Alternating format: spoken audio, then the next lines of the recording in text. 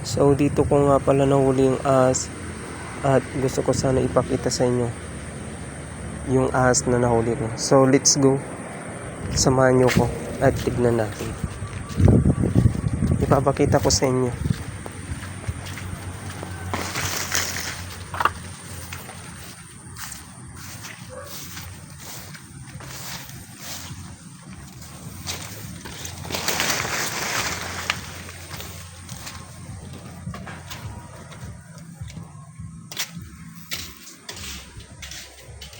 So ito nga pala yung nahuli kong ahas doon. Nilagay ko sa screen dahil wala pa akong kulungan. So parang pansamantala lang na dito ko nilagay. Ito siya. Yan. Tulog siya.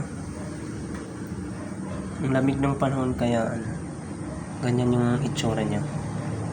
Nakapulupot siya. Hindi ko alam kung anong klaseng ahas to, pero napapanood ko pwede siyang alagaan, tas pwede rin siyang paamuin.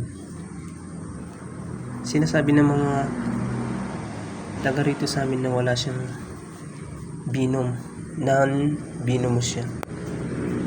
Mek shoo, mek shoo. Yan, inaamoy nyo. So yan siya, yan yung mukha niya. Yan. Ang pinangalanan ko siya ng Biglat. Biglat yung pinangalan ko sa kanya. Gigisingin ko siya, guys. Yan siya.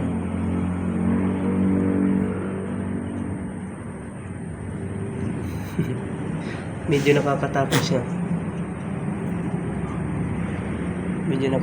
siya. Istorbo lang tong kambing na to eh. Siya. Yan siya.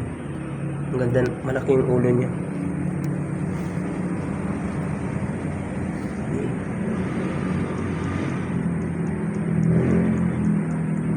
Nakakatakot lang siya.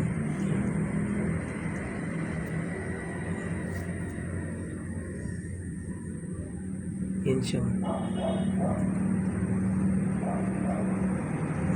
Ang ganda ng ulo niya.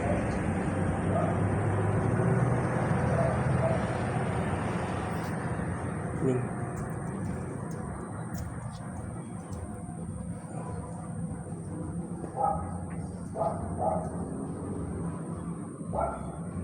Nakakita siya ng kambing.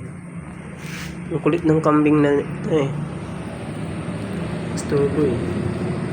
Yan po. Ang cute niya, guys. Pero mas cute yung pinangalan ko sa kanya. Biglat. Yan o. Nakapulupot siya. Mahilig siya pumulupot eh. Yan o.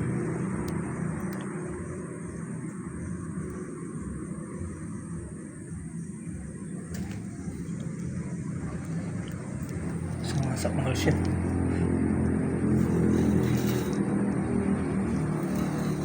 Gusto niyong sakmalin yung kambing.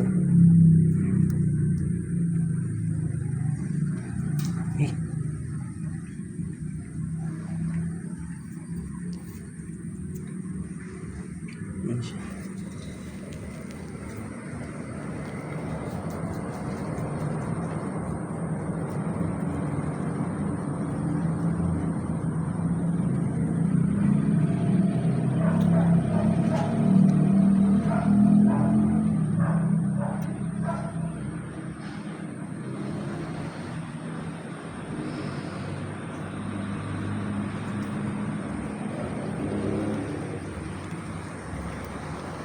Yung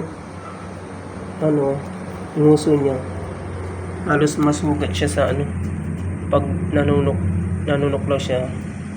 Yan nakakagat niya yung screen kaya nasusugat. Need siyang ilipat sa aquarium. Merong kambing, merong pang aso.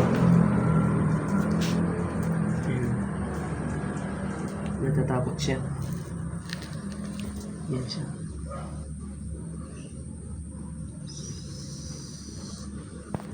Panoodin natin yung dila niya. Yan siya.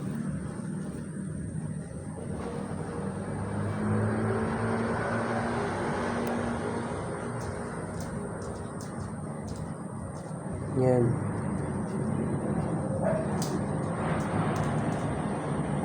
Nakakatakot guys. Nakakatakot.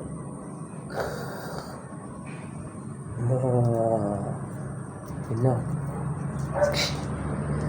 Nakakatakot siya guys.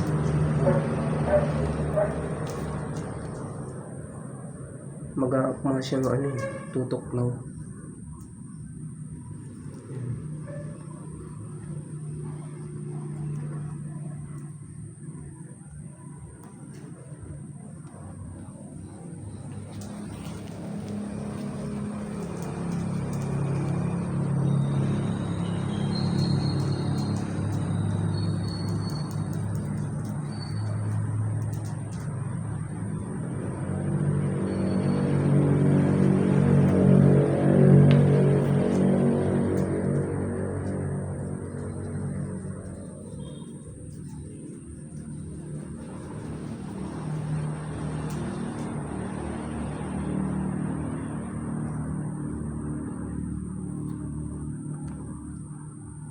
So hanggang doon na lang guys. Thank you for watching.